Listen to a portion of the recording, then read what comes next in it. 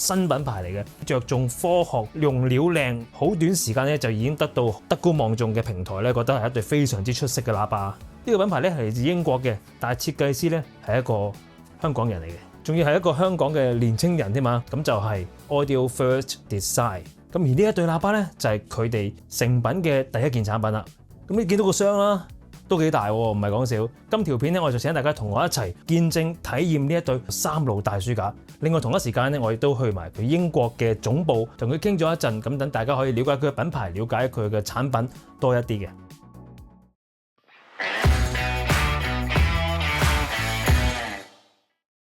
Hello， 咁多位大家好，我係國人，歡迎嚟到 freeforsound.com。今日同大家實試嘅產品呢，就係香港人設計、英國品牌 Audio First Designs 嘅 Cadentia 3一個3路嘅監聽喇叭。正式介紹之前提提大家，如果大家想睇更加多嘅影音器材產品測試、影音教學同埋市場最新資訊呢，記得免費訂閱我哋 freeforsound.com 嘅 YouTube Channel， 記得撳埋頻道隔離個鐘仔呢，有新片你先會收到通知嘅。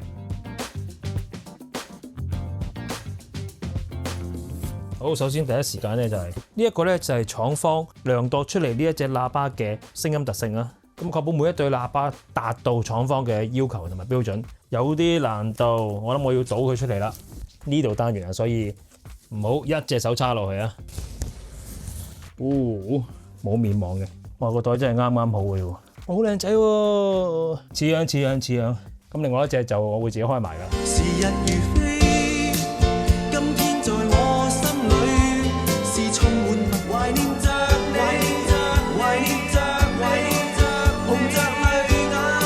我的生命璀璨，要閃得漂亮，月兒明亮但曙光總要亮。呢個腳架都係英國做嘅嚇，開呢啲小心啲啊，唔好一把腳都一嘢揩落去啊！係有說明書嘅，教你點樣砌隻腳架。時間關係咧，體力勞動完之後咧，就個腳架已經砌好咗啦，就係咁樣嘅。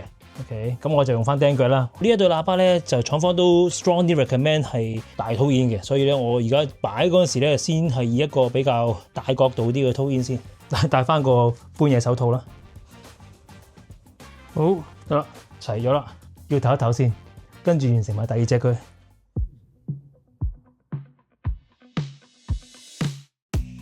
Audio First Designs 係一個新成立嘅英國喇叭品牌啦，但係創辦人兼設計師 Harry 咧就係香港人嚟嘅。早排咧我就去過 Cambridge 咁啊探咗 Harry， 同佢做咗個簡短訪問，由佢嚟同大家介紹下品牌嘅來歷同埋佢呢個產品嘅特色。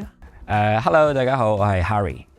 我而家係喺英國嘅 Cambridge 營運緊自己嘅品牌 Audio First Designs 啦。咁我係一位聲學工程嘅顧問，咁會負責設計喇叭啊，或者係 room acoustic 啊等等嘅工作係啦。點解會走上去做聲學工程呢一條路咧？純粹係因為我以前喺香港讀大學嗰時就已經係好沉迷音響嘅，冇錯。因為實在太中意呢樣嘢啦，尤其係喇叭嗰部分啦，咁所以我就自己就差唔多10年前啦，咁就嚟咗英國呢度讀一個acoustic engineering 嘅 master 啦。就留低咗，就喺呢個行業裏邊發展咗聲學嘅行業。最初就係喺Celestion 呢個 Pro Audio 嘅公司做過一段時間啦，幾年 Monitor Audio 啦、CAF 啦都做咗幾年咁樣。上年差唔多年中嘅時候，我就決定咗，覺得好似差唔多想做自己嘢啦，因為覺得有種唔做嘅話，可能永遠都唔會做自己嘢咁嘅感覺，咁就出咗嚟就搞自己嘅品牌 Audio First Designs 啦。如像瑪利亞在生，來日靜默亦似歌，那感覺像詩，開始中意總是。當這地球沒有花。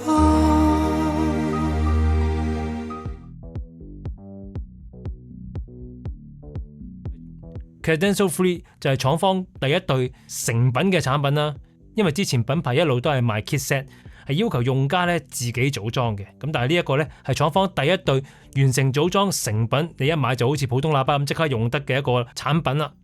Cadentia 3 3路3單元低音反射式嘅喇叭，先講單元，高音單元咧係用一隻直徑 1.1 寸 TPCD 薄層碳纖維振膜嘅高音單元啊。咁你而家揀嘅係咩高音單元咧？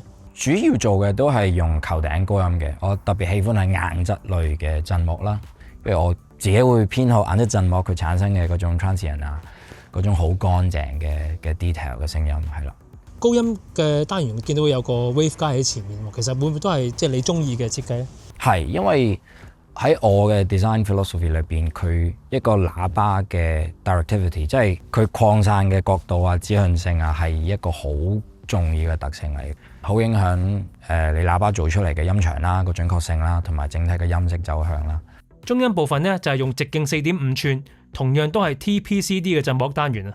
呢一種碳纖維振膜咧係有高降性同埋輕量化嘅物理特性，確保呢個活塞活動嘅準確，可以喺大音壓同埋橫跨唔同頻段有一個非常之良好嘅盤分裂控制。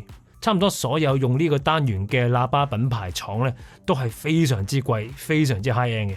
咁低音部分啊就係一隻9寸直徑硬化嘅指盤單元，咁配合長衝程嘅設計啦，個量咧可以做到好大嘅。單元入邊嘅驅動系統咧，全部都係用咗強力嘅鋁磁鐵，成個磁路結構都係經過電腦 FEA 精密運算，加咗特別組件去抑制低音單元喺大音壓運作嗰陣時嘅失真嘅。And I'm not proud of my address. In the toilet shirt, now red, my bloody nose sleeping. You're on your Like gold teeth, grey goose dripping in the bathroom, bloodstains, ball gowns, trash in the hotel room. We don't I'm that bad type, make your mama sad type, make your girlfriend mad type, might seduce your dad type. 嗰個分音器嘅設計會係點樣走向咧？其實冇話太刻意，我一定要用邊一個 order 係點嘅。最重要嘅係我最後達到我想要嘅指向性同埋成個系統嘅所有響應，係我要嘅嘢咁就得啦。分頻點分別咧就係設定喺430 Hz 同埋2 kHz 嘅。電路主要就係用薄膜電容同埋空心電感，咁降低電流嘅失真啦。分音器嘅設計過程咧係用 Klipsch Near Field Scanner 近場掃描系統咧進行補助嘅，目的咧就係希望做到非常中性嘅頻率響應同埋平順嘅離軸響應嘅。喇叭嘅聲學表現咧有成個完整嘅 Spinorama 測量數據支持嘅，頻率響應偏差咧只係得正負 1.9 dB 嘅啫。咁聲學結構方面咧，前帳板係用一個叫做超橢圓波導設計，目的咧係減少繞射 diffraction， 高度控制指向性，將高音同埋中音單元嘅間距縮短，再配合低分頻點嘅設計咧，令到中音同埋高音嘅擴散係接近點音源嘅特性嘅，即係 point source 啊。呢種做法唔單止可以令到頻率更加線性啦，亦都可以令到喺唔同位置度聆聽呢對喇叭嘅表現咧更加之平均。咁啊，前帳板結構咧最厚嘅地方去到51mm。咁為單元咧提供一個非常穩定嘅支撐啦。MDF 製造嘅聲箱入邊加咗雙層支架，另外中音單元咧喺箱入邊亦都有自己嘅 chamber， 咁啊減低單元同單元之間嘅相互干擾啦。然後就全木皮好實淨嘅箱，後面有一個低音反射孔，跟住有 single wide binding post， 大型嘅焦插叉都冇問題噶啦。英國劍橋製造。 Hey girl, is he everything you wanted in me? No, I didn't. stop calling, stop calling. I don't wanna talk anymore. Lift my head and my face. Stop telephone me. Oh, I'm in love with your body. 反射孔、倒射孔咧就擺咗喺後邊喎。咁啊，個設計基於咩考慮咧？主要係兩樣嘢，第一係咁，就算佢有 traffic noise 嘅時候，佢都唔會咁明顯啦。咁另一樣就係如果你將個導向管開口放喺前面板嘅時候，佢呢個開口係會對其他單元發射出嚟嘅聲波都會造成一定影響嘅。咁你擺放上係咪都係即係傾向大 tone in 等邊三個人係最理想咧？係一個 starting point 啦。咁但係現實中好多人都冇辦法做到呢樣嘢啦，各種原因啦，屋企環境原因或者伴侶原因啦，佢唔俾你咁樣擺啦。但係我自己產品我都會希望啲用家係可以盡量 tone in 翻，係啦，多少係啦。咁如果佢唔 tone in嘅話，其實會唔會有啲咩問題咧？唔會有特別嘅問題，只係個結像唔係最好嘅情況啫，係啦。你就算係離軸，佢都係好 smooth 嘅，只係個結像味係最 sharp 啫，係啦。好啦，咁最後睇睇規格，喇叭嘅頻率響應咧係35 Hz 去到40 kHz 啊，呢個係負6 dB 計算，靈敏度咧就係88 dB， 都唔算難推啊。壓定阻抗咧係4音，最低阻抗咧就只係去到3.1音嘅啫。雙體尺寸咧就如畫面所示啦，單一隻嘅重量係20.8公斤嘅。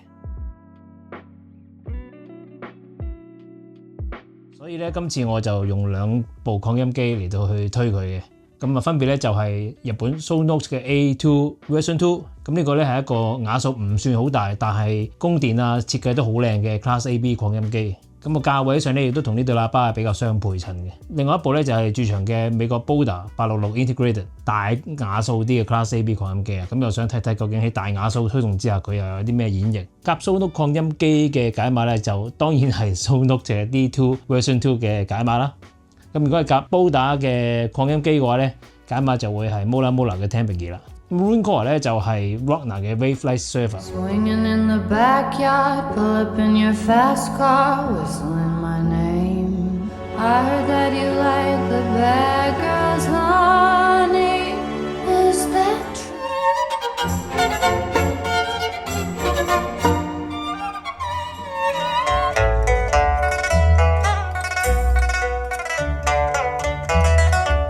One, two, three, one, two, three, three.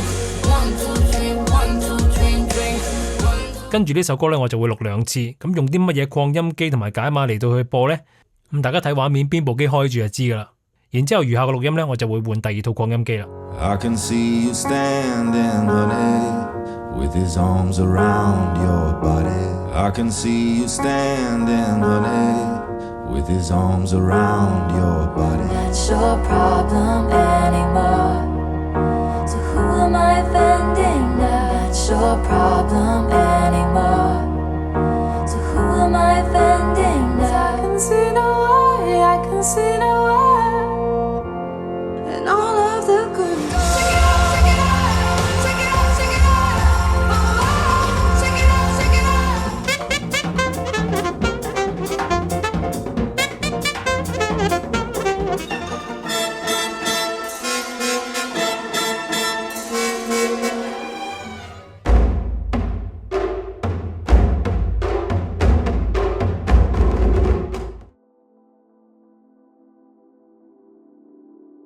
忠實還原聲音本身嘅特質，咁所以咧佢自己嘅特性就唔算好強烈嘅，結像咧係好 sharp， 係好自然嘅 sharp， 好率直咁樣就話俾你聽，嗰度有件嘢喎，嗰度有細節喎，聽得好清楚，能量感咧去到啱啱你聽到係勁啦，佢就到㗎啦，佢就唔會多㗎啦。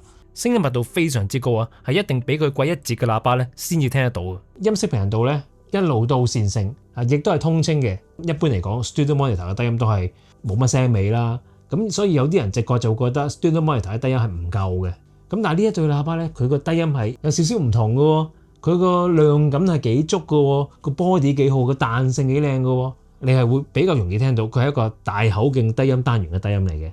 咁有啲人咧就其實係好中意嘅。咁至於夾配兩部擴音機方面咧，雖然我覺得佢都唔難推，但係你一定要有啲有質素嘅擴音機，你先至好夾落去。佢兩部音樂特色咧，呢對喇叭都一樣係表現到出嚟嘅，幾清楚添。Sonos 咧斯文啲，背景靜啲嘅，啲嘢快啲，幼細啲嘅。Boda 咧啲嘢蒲埋啲，放啲嘅，鬆啲嘅啲嘢。我諗讚咗佢好多地方啦，有啲咩不足咧？撇除佢係新牌子，需要啲時間俾大眾認識。純粹講個產品本身個單反射孔向後啦，咁你都一樣噶啦。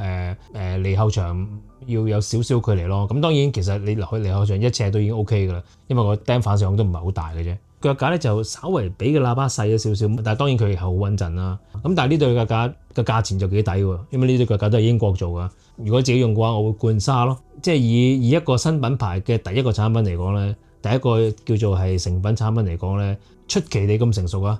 當然設計師唔係第一次做喇叭㗎啦，阿 Harry 係識得設計喇叭啦，亦都有一個非常之好嘅工具輔助啦，咁變咗咧喺設計喇叭係得心應手嘅，成品俾我哋聽咧，亦都係得心應手嘅。用得呢個單元嘅喇叭其實都係啲 high end 價錢、high end 質素嘅 high end 品牌喇叭，可能好多人要求咗啊，如果佢係乜乜牌買呢個價錢，咁樣就發達啦，我即刻買啊！咁但係即係成日都講喺翻嚟聽聲收貨啊，但係無論點都好。我真心係好想你哋去聽下呢一對喇叭，因為而家呢一對喇叭喺我而家試嘅呢一刻嚟講咧，就你係冇一個 demo 去聽嘅。但係香港嘅發燒友咧就可以上方朗音響度聽啦，因為 Audio First Design 第一個有代理嘅地方咧就係香港，亦都係大家好熟悉嘅方朗音響。咁啊，上去隨時可以約個試聽去感受一下呢一對我哋自己香港人設計嘅喇叭嘅聲音係點樣。